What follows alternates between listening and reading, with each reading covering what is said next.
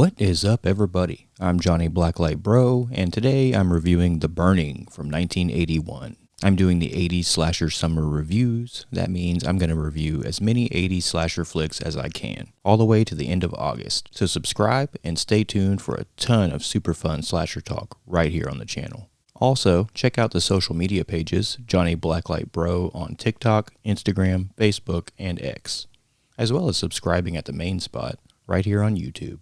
On the socials, I'll be posting up my reviews, plus lots of old school nostalgia stuff, sneak peeks at some stuff from my physical media collection, lots of movie talk, and more. But without further ado, let's get into the review. So first things first, the plot synopsis. The story begins at an upstate New York summer camp, where a group of boys plan a midnight prank to scare Cropsey, the camp's alcoholic and cruel caretaker. The teens sneak into his cabin and leave a worm-infested skull with lit candles in his room.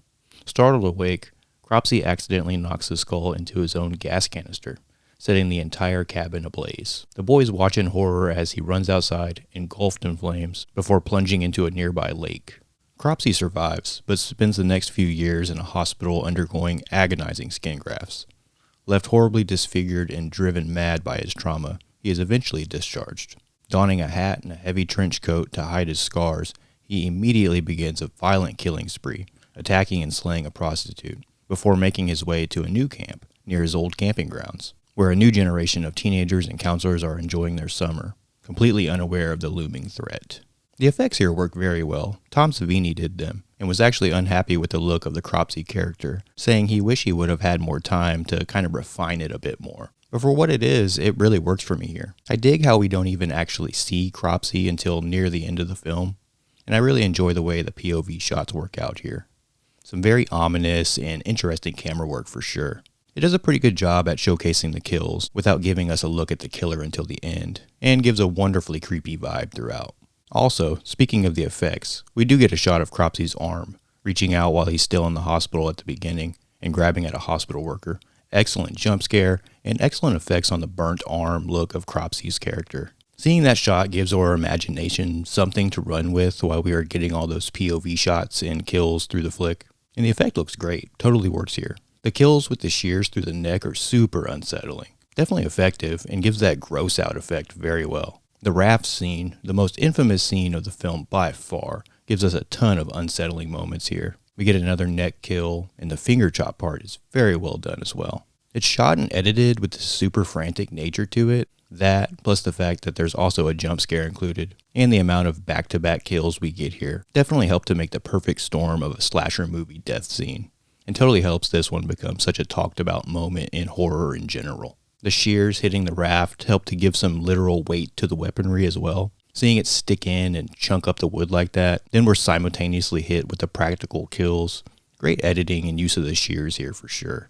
I've also always dug the scene where the raft full of victims comes into view, and one of the counselors swims out to it to check and see what's going on with it. The body coming up out of the water works super well, and the utter fear from the counselor character really drives home the horror in the situation. At this point, they know something bad is going down with no doubt about it. No one's playing pranks and getting rid of the canoes and whatnot for fun.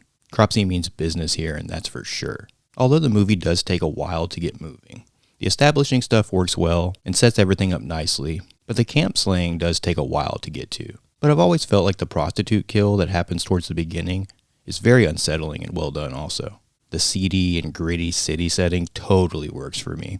I'm a big fan of these kinds of settings in 80s movies. I love the lived-in feel and all the grime. It's a good way to get this one going, and gives us another location for a second, before we get into the woodland, upstate New York camp setting. But yeah, that first kill there has always stuck with me since the first time checking this one out years ago. The fear of the victim, combined with the brutal stabbing and all the blood flowing, has just always given me that super unsettling feeling, and is a wonderful way to set up what's to come later on for our camp characters.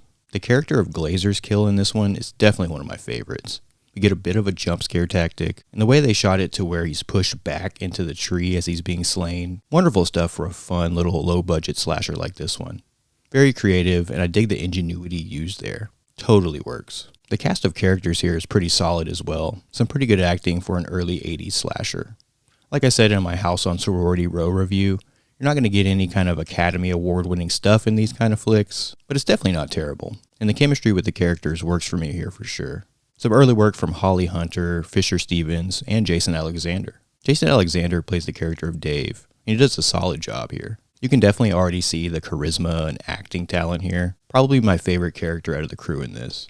He does a wonderful job with the comic relief here. He's definitely the fun and quick-witted one of the group, peppering in lots of goofy and funny lines, and it just works so well to establish him as that kind of character in this slasher flick. It's also weird to see him with hair, a rare thing in a Jason Alexander flick.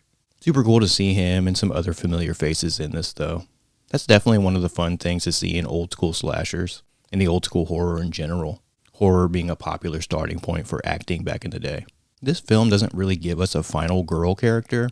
It does a mix with the outcast character of the group, Alfred, and the lead counselor, Todd. It turns out that Todd was actually one of the kids from the beginning that did the initial prank on Cropsey. So the revenge aspect really works here, with there being one of the actual perpetrators involved in this group that Cropsey is terrorizing. I'd also like to ask the character of Todd, where the heck did they get that worm-infested rotting skull to do the original prank from? I mean, it's definitely a terrifying prop, but how the heck did these kids get a hold of something like that? Again, though, on a serious note, that skull is another great Tom Savini effect in this thing. It's wild to think that Savini turned down Friday the 13th Part 2 in order to work on this.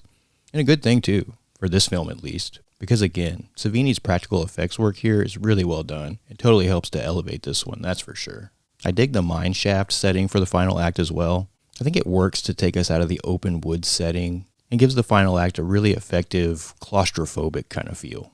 Originally, they wanted to use a cave for the showdown, but apparently there was a ton of bats in there, so they took things to an abandoned mine shaft, which I think was a great move. I also dig how Cropsey uses Alfred as bait to lure Todd in. A very cruel and calculated aspect that gives us just a bit more of subtle layering to the character of Cropsey as the villain here. I also like how it ends with fire, a great bookend for this flick overall. It really wraps things up pretty nicely. Another interesting aspect of The Burning is that even though it is often seen as a Friday the 13th ripoff, the script was apparently written before the Friday the 13th script. So although it was released about a year after Friday the 13th, the concept was created before that one. So for me, that's always been a pretty interesting piece of information when it comes to the old school slasher stuff. Also, the fact that it's based off of the old New York urban legend of Cropsey. Obviously where the name for our villain here comes from. Urban legends have always piqued my interest, so this one being based on one of those is another interesting fact about it for me. But yeah, man, this is a pretty fun little early 80s slasher flick, and I enjoy quite a bit about it. A fun cast of characters, some solid kills, including the classic raft scene, some great practical effects, and a creepy urban legend-inspired villain. So I think that's going to do it for the review. Stay tuned and subscribe to check out some more 80s slasher reviews throughout the rest of the summer. Like I mentioned at the beginning of the video, I'm doing an 80s slasher summer theme for my reviews from now throughout August, and I've got lots more 80s slasher reviews coming up very soon. After the summer, we'll definitely dig into some other films and stuff outside of the 80s slasher sphere. I'm not totally sure if I'll keep a theme going or just review and talk about some random stuff, but I'll figure it out. Also, if you're into cryptids, creepy Reddit stories, UAP footage, analog horror, and whatnot, check out my other channel, Johnny Blacklight. And feel free to subscribe and check out some of those videos. The support is always massively appreciated. Again, stay tuned for more 80s slasher summer reviews and whatever comes next. Always keeping it fun and full of retro goodness over here, that's for sure. But yeah, thanks for watching. Subscribe for more. Y'all have a good one, and I'll see you next time.